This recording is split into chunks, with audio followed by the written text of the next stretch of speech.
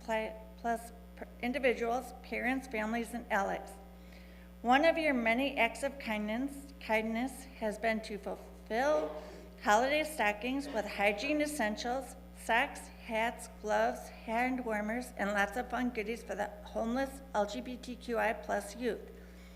In another pure act of love, this congregation has helped our chapter make monetary donations to worthy organizations that assist the LGBTQI plus community. Organizations like the Trevor Project, Equality Illinois, National Alliance on Mental Illness, also known as NAMI, 360 Youth Services, Local School, Gender and Sexuality Alliances, also known as GSA programs, and of course, Youth Outlook, which held its first drop-in center for the LGBTQI plus youth at this church in 1998. As we embark on a new era of outreach and advocacy, we especially wish to thank Pastor Beth for supporting our efforts to create a more equitable, caring world. We are grateful for her support and the unwavering support of this entire congregation. Please accept our sincerest thank you for assisting us in our mission to create that equitable, inclusive world where every LGBTQI plus person is safe, celebrated, empowered, and loved, where every person's voice is heard and respected, and where there are not only safe spaces, but a safe world for everyone. Our relationship with the Unitarian Church of Hinsdale is long-standing and positive. We are committed to continuing and improving upon our mission to provide a place where everyone feels loved and accepted, and we do so together with this church and this congregation. Thank you for being such a huge factor in helping us fulfill our vision for a better world. Thank you.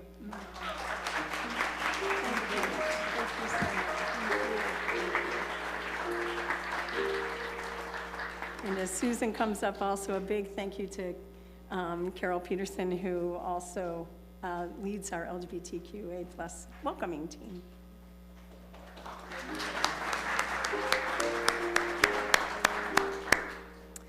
Welcome, welcome to this place of peace, justice, and hope. In this Unitarian Universalist congregation, we affirm that no matter who you are, who you love, or where you are in your journey, you are welcome here. For those of you joining us online, we are so glad you're with us as well. I am Susan Morrison-Hebel. My pronouns are she and her, and I'm pleased to be with you today as worship associate. If you are visiting with us today, we invite you to sign our visitor's book, which is in the back in the living room. And if you would like to join us for coffee hour downstairs, feel free to take a green mug so that we can be sure to greet you. Also, members and friends, to help folks connect, remember to wear your name tags. If you need a new name tag, let us know at the desk in the living room. We do recognize that individuals of all ages and abilities have different needs during the service. In the living room at the back of the sanctuary, we provide a cart of fidgets and drawing supplies. So if at any point you're feeling the need for a movement, want to draw, feel like you need to do something with your fingers, please feel free to get up and grab a fidget and engage in drawing or whatever feels right. May you each know you are welcome in this house of peace, and may our worship and fellowship this morning touch your heart, mind, and spirit. We are joined in our service today by our Director of Programs, Pam Fodor. Our music today will be provided by Music Director Jamie Passman and the Celebration Singers, directed by Julia Beckman, and with special guest James Larrabee. And our service is, of course, led by Reverend Dr. Beth Johnson. Thank you, Susan. It's good to see you again. Once again, I'm going to echo Susan's welcome. It is good to be together. I'm just going to invite you to go ahead and take a breath with me. And just enter into this space and into this time of worship. Our call to worship this morning is an invitation for you to speak words into the space as well. It's adapted from former UUA president, Unitarian Universalist Association president, John Behrens. And this is really about, as we consider our service today, of weaving together a community, a beloved community of justice and love, of courage, of compassion, and commitment. Your words will show up on the screen. Blessed are you who know the work of religion is transformation of soul and society.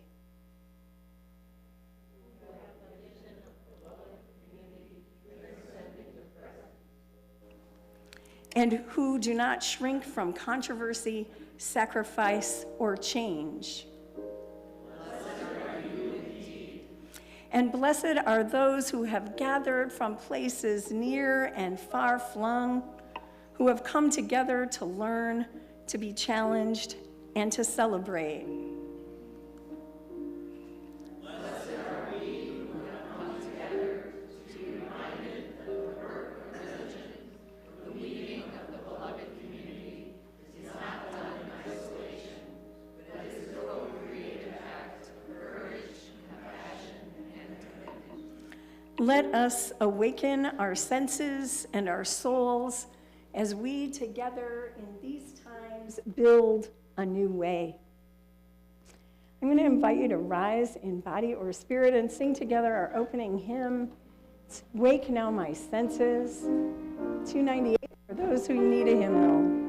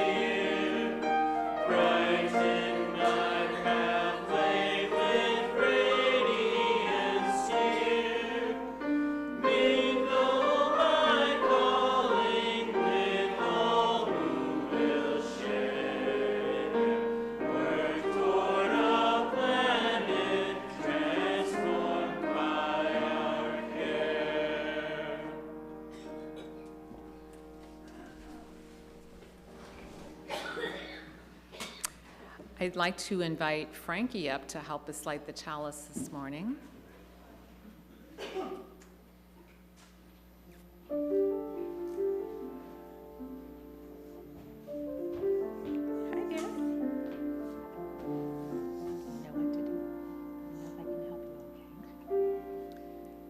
We light this chalice to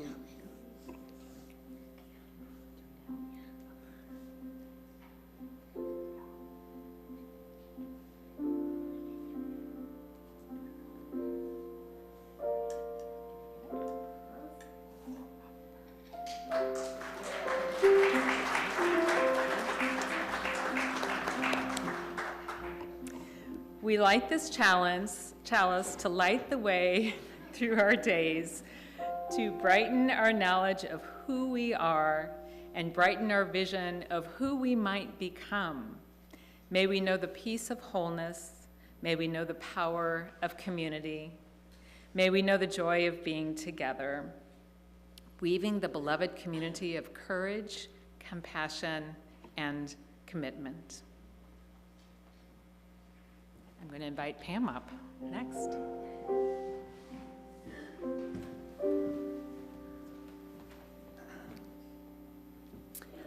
I'm going to read my story from up here today, just for ease.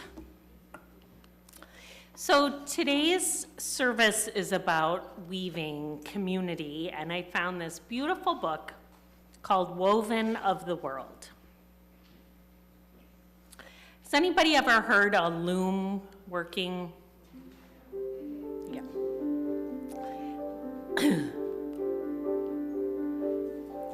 Clack, clack, swish, pull back, bobbin and heddle, foot, pedal, no slack. I listen as I'm weaving to the rhythm of the loom. I imagine skeins of history unfurled across the room, wrapping me in warm tradition, crossing borders, spanning years, as the clack, then swish of the loom song carries stories to my ears. It sings a song of silken threads coaxed from a white cocoon. A dynasty of secret skills lives on inside its tune. It sings of flaxen fibers spun by fingers deft and proud, threads destined for a dancer's robes or for a pharaoh's shroud.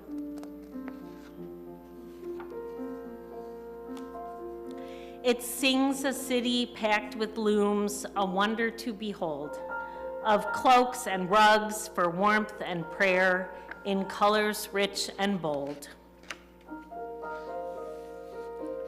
By the way, there's a cat in every picture, so if you want to look for the cat. A song of stalwart travelers whose call each new place home, of nomads with a loom to string, no matter where they roam. In these echoes, youth and elder, one to learn and one to guide, pass much more than yarn between us as the loaded shuttle glides. With clack and swish, with heart and hand, we layer row by row. Our loom sings tales of fabric, friendship, families long ago. It sings of bundled threads on frames, each wrapped and dipped and dyed, meticulously matched and draped to dress a beaming bride.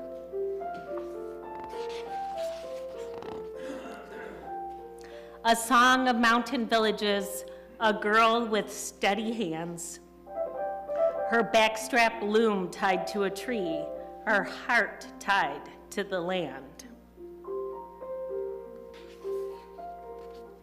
It sings of pioneering souls who kissed their friends goodbye, a trail of yarn behind them and a sail against the sky.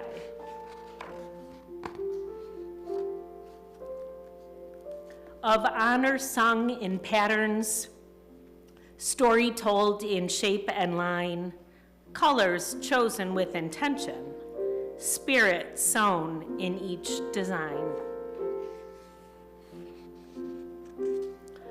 Our loom sings love and artistry passed down from hand to hand, of ties that bind us one and all, no matter where we stand. And so I know we are all tapestries, woven of the world. We are lifelines interlacing yarn of many sources swirled. In our patterns, there is purpose. In our softness, strength abides. Warmth and beauty still unfolding, growing as the shuttle glides.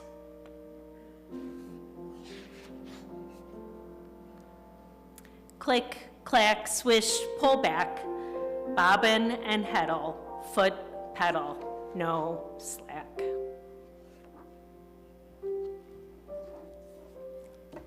This story kind of reminds me of this congregation.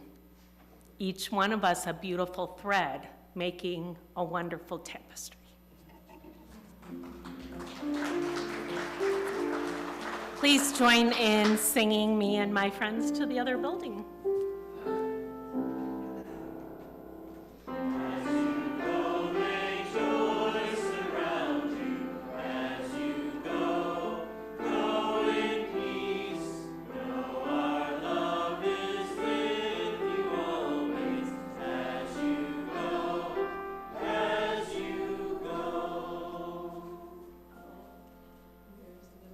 Back there, yes.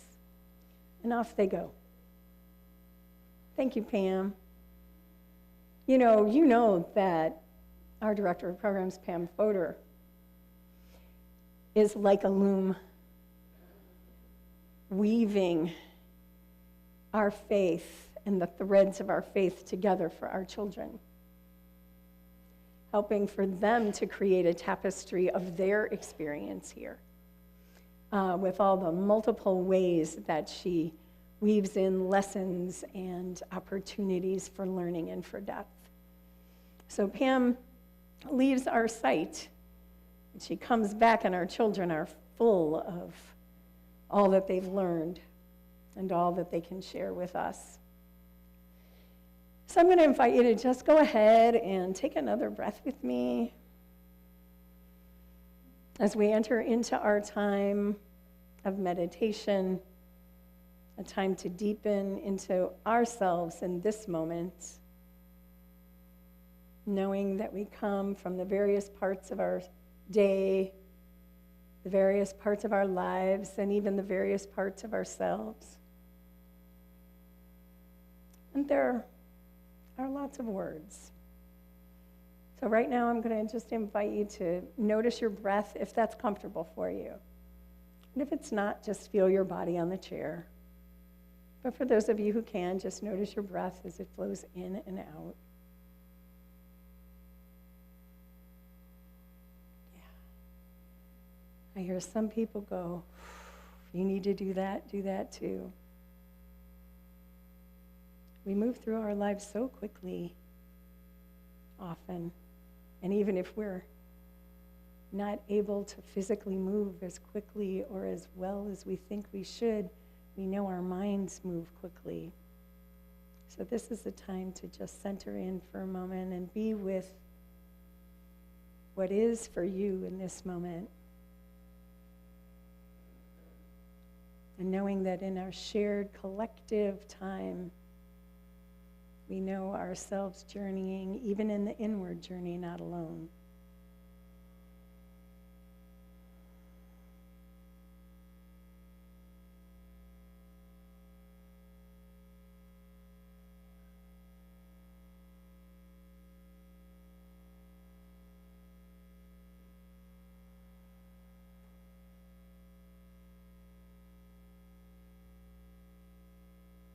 Noticing the breath, whatever your thoughts are. And you could just look at your thoughts and let them go. Focusing back to this present moment.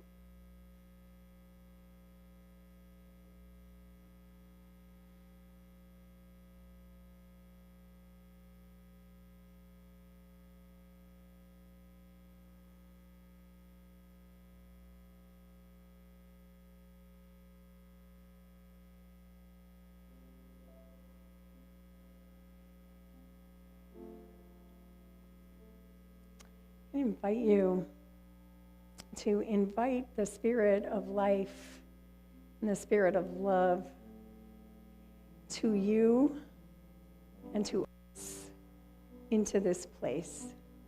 So I invite you to sing with me.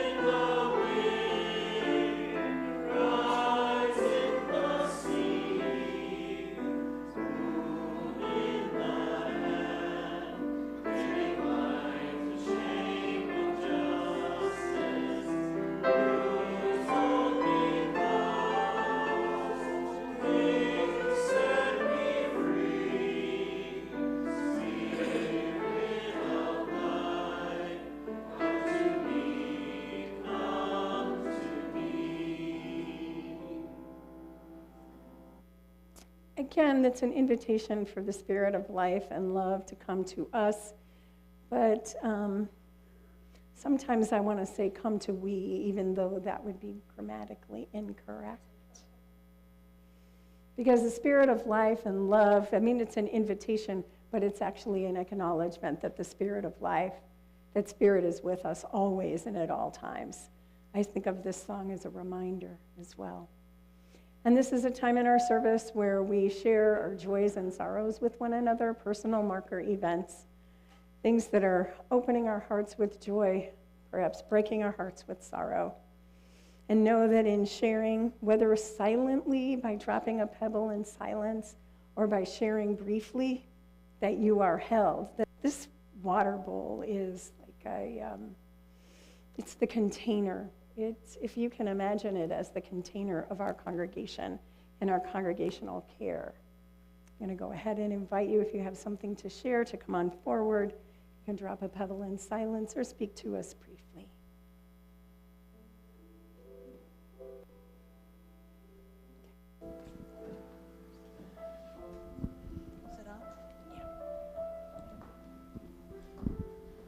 I'm Sandy, and as you saw from News and Notes last this Valentine's, I lost my mother. She just passed in her sleep. The family was all there, and I don't know if it was a blessing or not, but we will miss her a lot.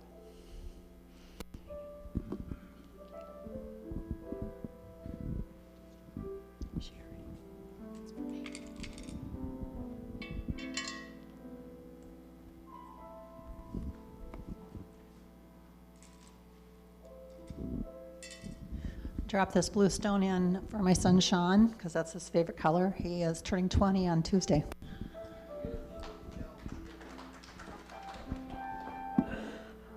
I'm dropping a stone in remembrance of my mother-in-law. This Tuesday is the anniversary of her passing away after a long fight with cancer.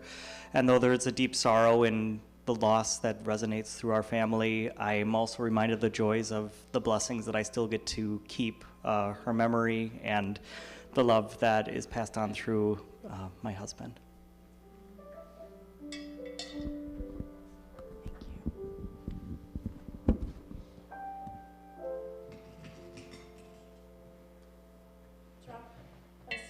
For all who are suffering, near and wide, from personal tragedy and loss to collective and state violence. We hold in our hearts all who are afraid or lonely and need care. For those joys and sorrows, those spoken and unspoken, will you hold with me a moment of silence?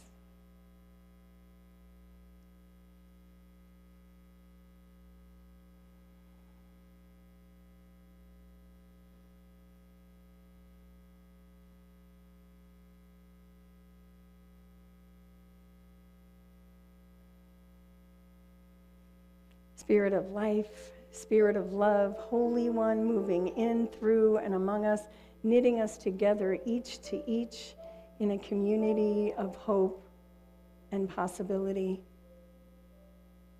We hold in our hearts all who are suffering and all who are joyful, and we hold those things together, for this is how our lives are.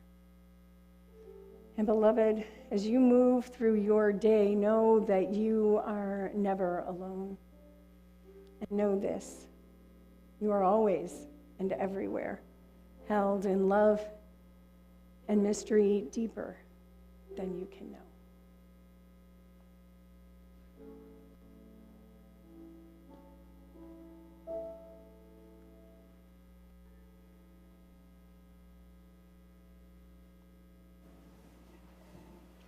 There's always a lot going on around the church, and you can read about it in News and Notes, which arrives in your inbox every Friday.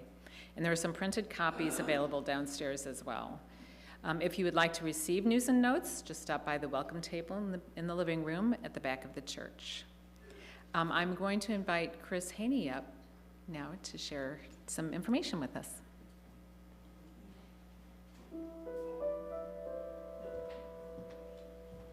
Good morning, everybody. Good morning.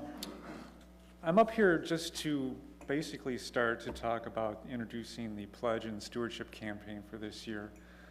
But I want to obviously tie this into the whole theme of today.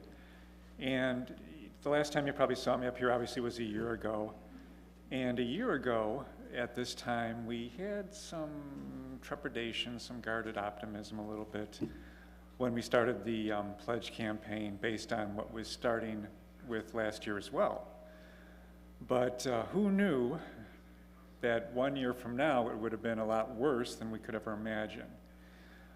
So, you know, I guess a lot of us probably use the 3 A's to kind of describe the way we feel: anxiety, angst, and anger. A lot of us probably feel, you know, when you're in your dark places sometimes, that you're kind of like turning yourself so far inward, you're almost going to feel like you're turning yourself inside out in that way. So we wanted to kind of tie together the 3 words that we had from last year to kind of help us build and reweave the strength of our community. And remember, if you can remember what those words were, they are courageous, compassionate, and committed. And we are, as a community and a church, as Reverend Beth said, filled with people that are weavers. There's people that are loomers that make beautiful things that we've had that you could bid on at our events in the past. My wife has one of those. My wife is a quilter. We have also knitters and crocheters in our group as well then too. People that are always committed to bringing people together that are resilient in making a fabric for our community. So I just wanted to kind of give you just one quick idea here then too. So if you can remember, like when you were little, and if you had a sibling or a friend that you want, you're at that age where you want to get a little bit higher than where you are. There's something that's up there, it's above your eye level, and you want to know what it is. And, it could be the cookie jar. It could be a fence that you want to climb over. It could be a tree. But, when you wanted to help that friend or sibling up, and you're like pushing, and it's just not working because they're a little bit too heavy or whatever, and you're just like so frustrated, but then somebody comes to you and they share the idea of, well, if you take your hands and your fingers and you weave them together like this, you can reach down and lift that person up. And then all of a sudden, wow, that's so easy. Then the next thing you know, you've got all the cookies that you want. You're into all kind of mischief, like matches or who knows what else. You're climbing over the fence to some yard that you're not supposed to be into. So all of those things can happen. But what I wanted to also say then too, because as part of the weaving tradition in this church then too, every spring we've got the bell train tradition then too, where we take the maypole and we weave together the ribbons on that then as well. And finally, what I wanted to share with you was, this is a bestseller that came out last year, and I'm only halfway through it because it's one of those books that you don't want to take, you don't want to speed through. There's like so much in it that you want to take some time, and then you go back and again, what did he say again? And this is by an author who's a Indigenous person in Canada, Julian Brave Noisecat, and it's called We'd Survive the Night. And the title of this book comes from a response that you would typically give, and this response has gone back for hundreds of years, that, when somebody came to you, in the morning and said, hey, how are you? You would respond, we survived the night. And we survived the night for them could have meant that, you made it through the bad weather, you survived, possible animal or, another attack from another tribe or something like that. You survived your hunger for another night. But what it meant to them now, and this is more in the past 100 years, is that in their tradition and for their tribe, they were one of the tribes that were assimilated into the Catholic re-education schools in Canada. And a lot of them suffered, tremendously abuse and things like that. So when they got up the next morning, we survived the night meant a whole new thing for them. But what Julian had written about in their tradition for the Salish people was the importance of weavers in their community then too. And he said, and yet in the artistic traditions of the Salish people, carving is considered secondary to the more feminine crafts of sewing, beading, and especially weaving.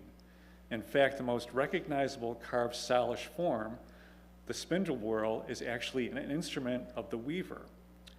And he goes on to say then, because the weaver goes out in the world, meticulously gathering up materials, including bark, roots, and wool, she painstakingly processes these often over great spates of time until they are made workable. And then she interlaces them according to the patterns, mathematics, and imagination into a vessel that will hold some essential part of our life: food, medicine, the body, a child. So with that, I'd like to turn it back over, and after the service today, we're going to have 2 more C's that we're going to celebrate, courageous cupcakes. So I hope you can all stay for and share with those and with them. Thank you. Thank you so much. Thank you, Chris, for that beautiful and rich announcement. I also want to invite up Nye and Matt, sorry, to tell us about the men's retreat. Matt, Nye and Matt.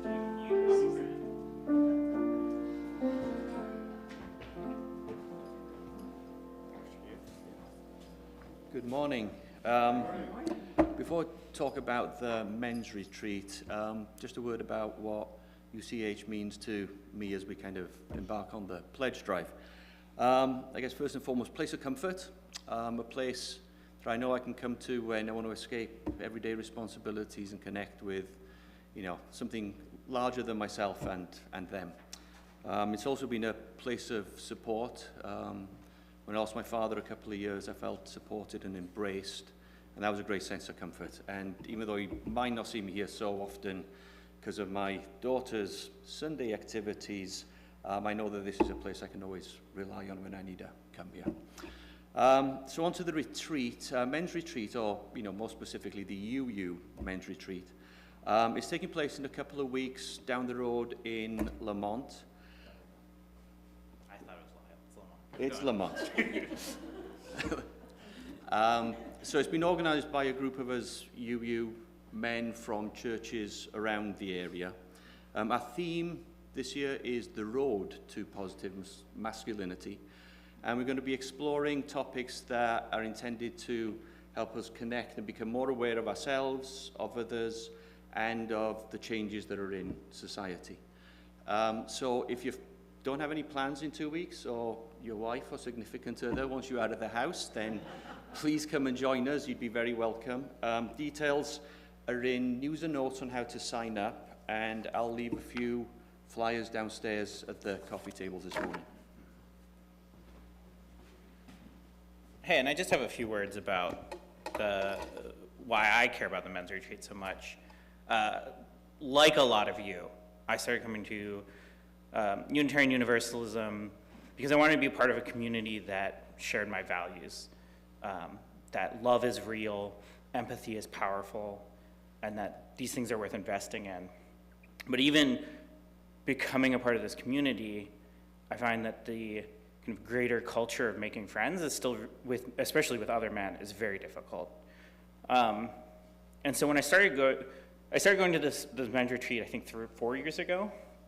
And what I found was we have this 3 days of safe, organized time together to share our stories, to become closer friends, to talk about topics that we normally wouldn't get to talk about. That's how I met Nye and found out that UCH was 5 minutes from my house, unlike Unity Temple, which I was driving half an hour to every Sunday. And these are lasting friendships. I know that when I go there in 2 weeks, there'll be friends who I saw it's like camp friends. Friends who I saw last year and the year before that, who I'm looking forward to seeing and spending time with again. So it's definitely, I would definitely consider going. If you had any questions about it, talk to me or I. We'd be happy to answer any questions you have. And I also want to highlight, like, this is the sort of thing that I really appreciate about UCH, right? This was originally a Unity Temple retreat, and we've snuck our way into it. Nai's on the planning committee for the men's retreat. And, our contributions to this church help us to build better community, not just with each other, but across other UU churches within Illinois. So very much appreciate it, and I hope to see you guys there. Thanks.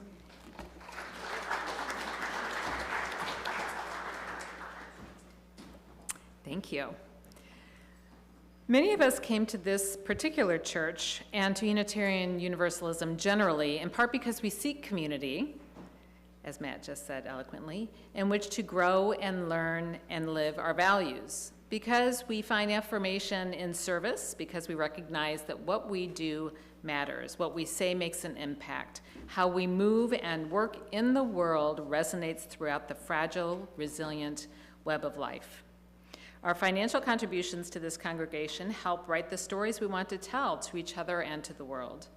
We are so grateful for this church home, and we commit together to ensure that the funds we gather collectively do a greater good for ourselves and our world. Now let there be an offering to sustain and grow the life and mission of this congregation. May we thereby write the story of love and hope. Please join in our offertory words, which are on the screen. This church is made up of all of us.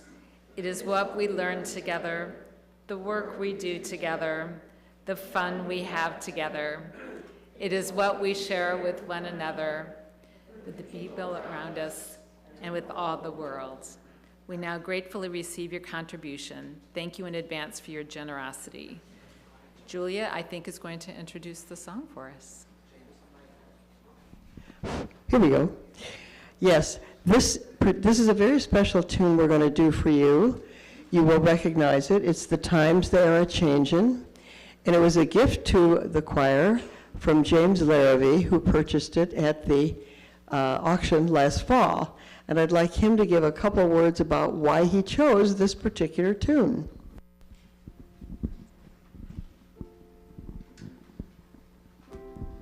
Good morning. So I chose this song because I believe it's as relevant today as it was when it was written by Bob Dylan in 1964. And it's an anthem that I've always loved, and it's also a beautiful melody. I hope that you enjoy what we've been able to do with it. Thank you. And he's multi-talented. He's also accompanying us on his guitar. And just very quickly, I wanted to share some of the words for the second verse, which isn't as well known, I don't think. I'll very quickly share them with you. They'll mean a lot. It's a shame. This thing is 60 years old, and it's still so relevant. Come, senators, congressmen, please heed the call. Don't stand in the doorway. Don't block up the hall, senators, congressmen, right? For he that gets hurt will be he who has stalled. There's a battle outside and it's raging. It will soon shake your windows and rattle your walls, for the times they are a-changin'.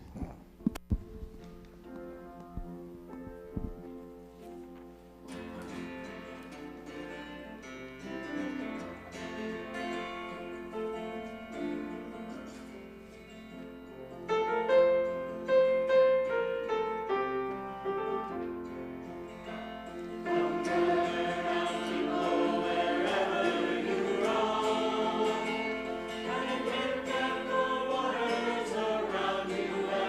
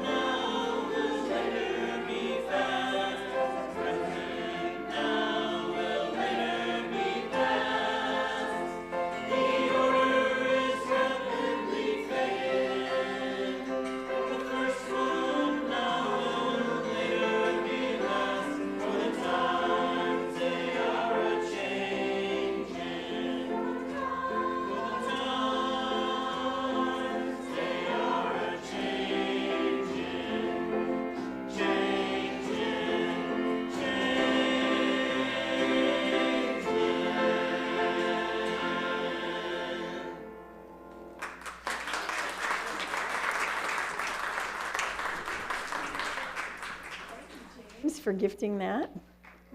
Yes, yes, yes, yes. You can clap for that. Absolutely. Beautiful rendition. Yes. When Dylan wrote that song, the times were changing. And obviously they are changing. And we're called to shape that change. When Dylan wrote this song, there was indeed change in the air. There was a declaration, a clarion call, an anthem signaling massive societal, political, and cultural shifts that were inevitable as he wrote. In his mind, I think he saw an inevitability of that, or so it seemed. It served as a warning to the establishment to embrace change or to risk becoming irrelevant. Some say urging a generation to accept that old ways are dying, or so it seemed. I hear the lyrics of the song, and I am struck by the optimism, I think, that Dylan was holding when he wrote that.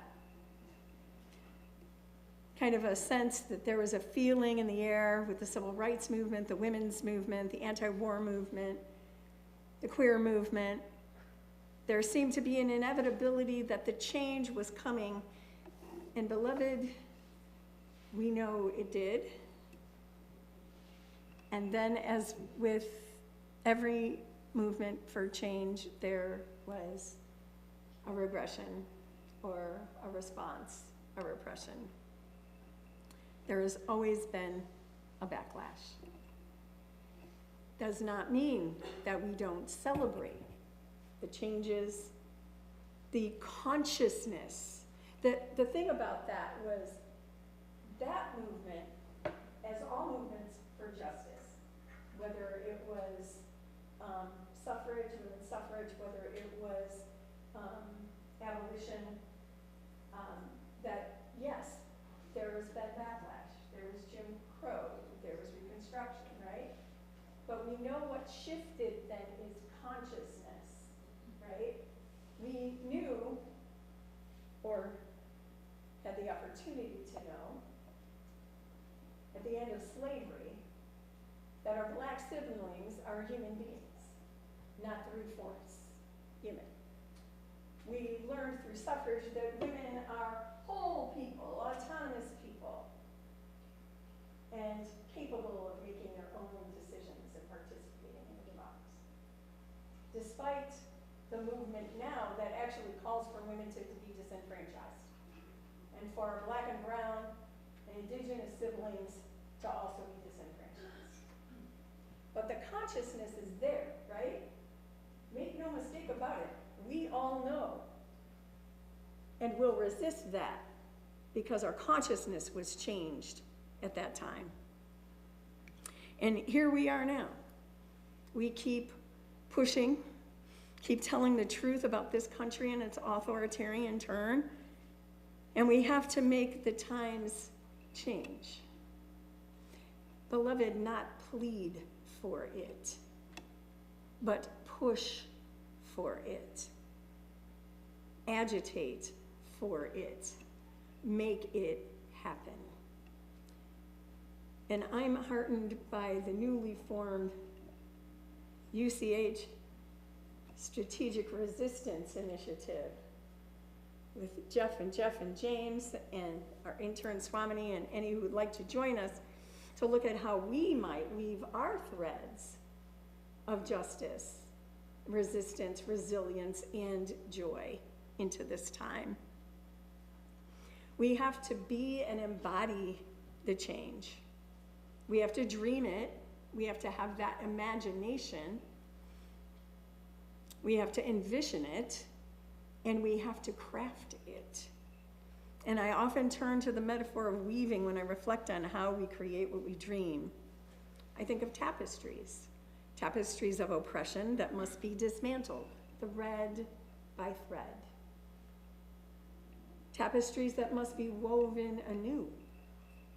And as I watch Carol knit and see what she's creating, they are creating week after week. Now, I'm not a weaver, I'm not a knitter, at least I'm not a weaver of threads, but I'm enamored of the process. And I see it as a way for us to imagine the creation of a world of courage, of compassion, of commitment. As Chris lifted up, those were the words for our pledge drive last year. We named it, and we're continuing to weave that through. You at that time shared in profound ways that you will embody them in your lives and the congregation's life. We revisit them at this time of the year when we consider how we will fulfill and fund our mission. Each thread is an important and crucial part of our creative becoming, because ultimately, this weaving is a creative process. It's a co-creative process. It's a labor of love and of possibility. We are the weavers. We are the web. To weavers, yarns are the raw materials of their creation. They are both a source of inspiration and limitation. Weaving is a craft of touching as well as seeing. You should take time to get to know your yarns before you begin to weave. These words are taken from an old book on weaving. And who knew that a book on weaving would become one of my sacred texts? This idea of weaving points us to what we are about as a congregation and association, becoming for ourselves and each other and our world a source of inspiration, learning to stretch beyond our limitations, seeing, touching, getting to know ourselves and each other, joining our various yarns to create a tapestry of beloved community. We, Unitarian Universalists, have committed to the beloved community, the not yet, but always coming into being community of justice and love that embodies those possibilities for courage and compassion and peace with justice. Jesse Jackson just made his homecoming this past week. And as we consider his association with Dr. King and the beloved community, who got that from philosopher Josiah Royce, who talked about beloved community.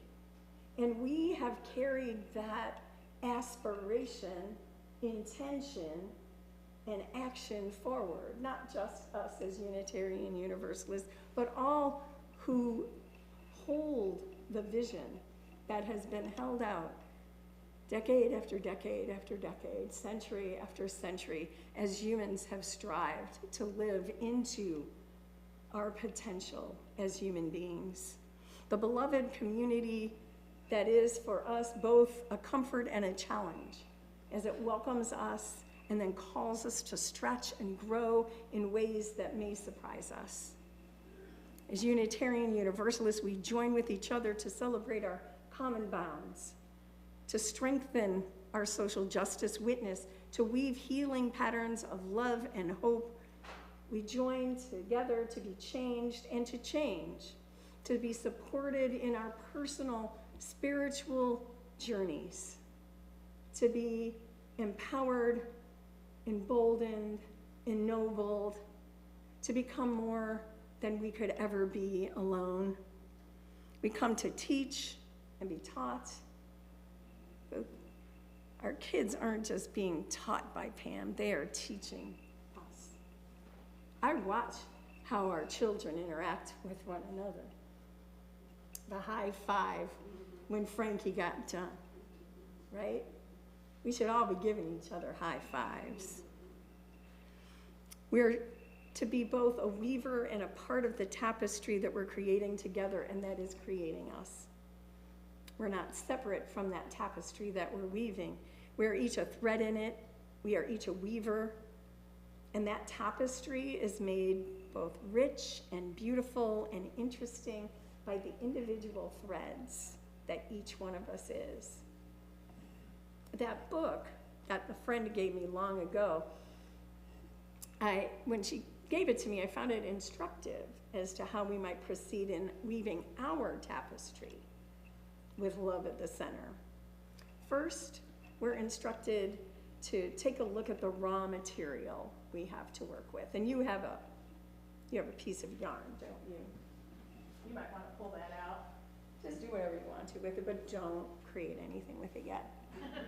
Someone said they wanted to make something new. We're going to make something together. In this book, we're admonished to know the whole of ourselves and bring all of that to the enterprise. To understand ourselves as both the source of inspiration with our unique talents and abilities. There's a physicality. My mic's not working. Oh, how's that? Is that a little better? Okay. Oh, that means I can't move around. Okay. There's a physicality to weaving, meaning we bring our whole selves, our mind, our bodies, and our spirits, our hearts. So what are your strengths? Just take a moment and think about them, and we all have them. And if you have a voice that says, I don't have any strengths, you My new teacher, Bhikkhu Panyakara, would say, breathe through that and let that thought go. What are your strengths? Perhaps you're good at organizing or writing or educating children or holding the hand of a friend when they're in need or leaning into someone just when you catch that they may need that contact. What do you do with the time and the talent and, yes, the treasures that you have? What are your limitations? We're not all good at everything. Maybe you don't have patience for details or committee meetings. Whatever the realities of those strengths and limitations are, it's just fine. The beloved community is created by those who participate in it. The tapestry is made up of those different threads. I invite you to go ahead now and take a look at that yarn that you got. Jamie, did you get yarn? I did not. Jamie needs yarn.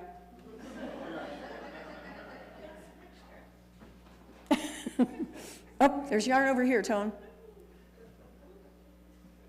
Okay. We got it. Thanks. You know what I love? Okay, there's the gift. Yeah, if you didn't get yarn, raise your hand and Tony will bring it to you. The gift is Jamie needs yarn, Tony jumps up. Tony's gift. Paying attention to seeing what's going on and filling in where need, right? Do I have it right about Tony? Yeah, I do. So we know that you all have a gift. The yarn comes in different colors. We're each unique. So take a look at your yarn. Touch it. Feel its smoothness, its fuzziness. For a moment, let this yarn reflect the beauty that you are. Allow the beauty of who you are in your uniqueness to reveal itself to you. Know that you are an integral part of creating the beloved community.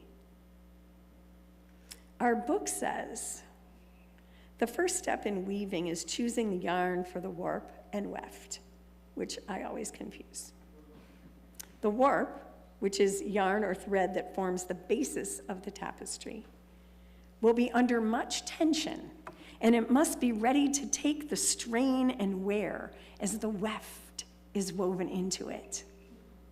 The weft threads create the pattern of the tapestry and can be of any strength or texture. Our book tells us, for the weft, do not hesitate to mix novelty yarns and plain yarns. Dull with lustrous, soft, furry with hard twist, thick with very fine. The wisdom here is that each of us contributes to the beloved community. Our book tells us for tapestries, it's advisable to have a warp yarn that is exceptionally strong since it will undergo tremendous beating in the process of being covered. Yikes! Does that sound familiar? Have you ever, bend that warp yarn and you felt like, whew, it's kind of hard on the front lines here? The work of weaving the beloved community calls us to risk, because the beloved community calls us beyond ourselves, beyond our own safe circle of companions, and into the messy business of loving our neighbors, or as our universalists say, to love the hell out of this world. And into the messy work of confronting and dismantling the tapestry of sin and evil. That's why when we work on the front lines of the work we have to do, we have the support of the loom and the beauty of the congregation. Sometimes we feel strong enough to be the warp. Other times we'll be the weft, adding our color and texture to the tapestry that we create. Our book says, textured yarns mixed together can create their own pattern work. All sorts of wonderful discoveries are possible when you add the heady element of color. It's easy to understand why weavers say that there's never enough time to try the experiments that they have in mind. However, all is not done in wild abandon. There are a few ground rules, if followed, can save a lot of frustration. No, that's a quote from the book. Now, I'm personally in favor of wild abandon at times, but what we can learn is that the creation of beloved community is something that we do intentionally. And my weavers here, Suzanne and Nancy and others of you who weave, must know maybe sometimes you want to have wild abandon, but you have to kind of constrain. So what are some of the ground rules for weaving the beloved community? Let me suggest a few. First, we do more than critique the status quo. We have a vision of the world that we wish to see. We cannot weave what we have not already cherished in our hearts. Second, be yourself. Your colorful, creative, dynamic self. Be willing to change and be changed. Be willing to share your gifts with one another in this community, and know that the world needs your gifts. Third, be courageous. Be bold. Take risks. Speak truth to power and power to truth. Don't be distracted or discouraged, beloved. Breathe. It's okay if you discourage sometimes, honestly. But times like these call us to be held up in our courage. Fourth, be compassionate. Be filled with loving kindness for yourself and for others. Engage in right relations. Expand the notion of who our neighbor is. Fifth, embrace joy. I will always include joy. The world needs our joy as we weave our threads into this tapestry and make it beautiful. And finally, make a commitment to yourself, to the community, and to the work that we're called to do. Take another look at your piece of yarn.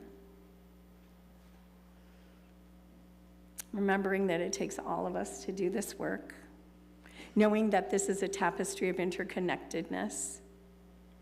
And now, I invite you, if you will, if you are comfortable, to turn to your neighbor. And everyone has a piece of yarn. If you don't have a neighbor, find a neighbor. If you would like, but you can remain on your own. You can include 3 folks if you need to, but turn to your neighbor with your thread. I invite you to greet your neighbor silently. Take a look at your neighbor's yarn. Perhaps it's a different color. It may even be one that you chose for yourself. But now what I invite you to do is trade your yarn with your neighbor. I know. Trade your yarn with your neighbor. And if you are inclined, you can tie the yarn on your neighbor's wrist, or you can just hold that yarn. Would you like this tied? Give me your right. On the right side, right arm. It has to be on the right, is what we say.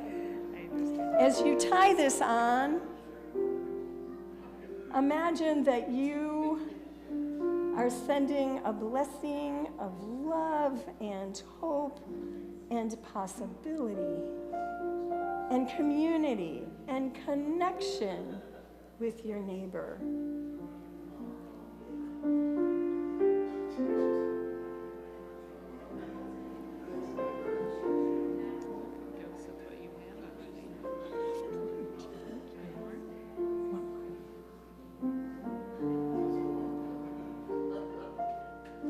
Perfect.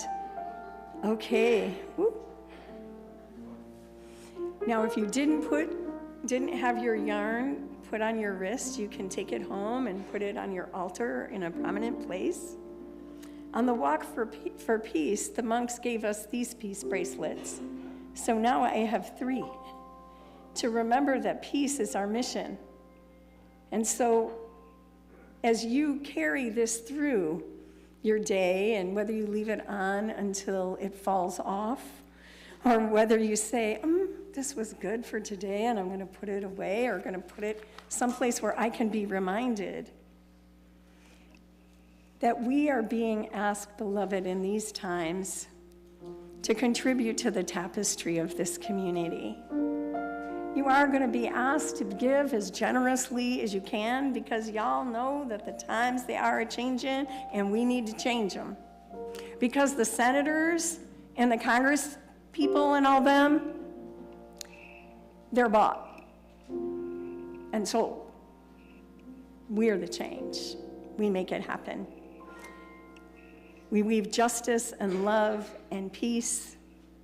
We join together to celebrate, to savor, to even save life, to be boldly courageous, fiercely compassionate, and committed to a vision of this congregation. Imagine what it could be. This community, this country, and this world, with love at the center. Because, beloved, we are one.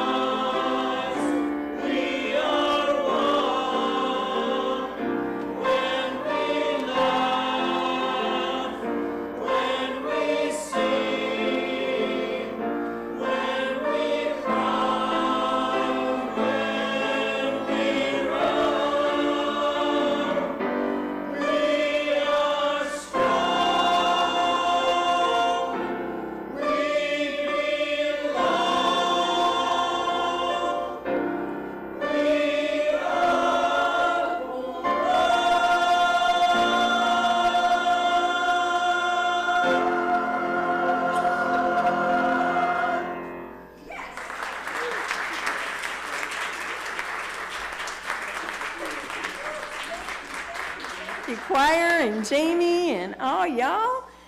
Whew. Join me in our chalice extinguishing words. Wait.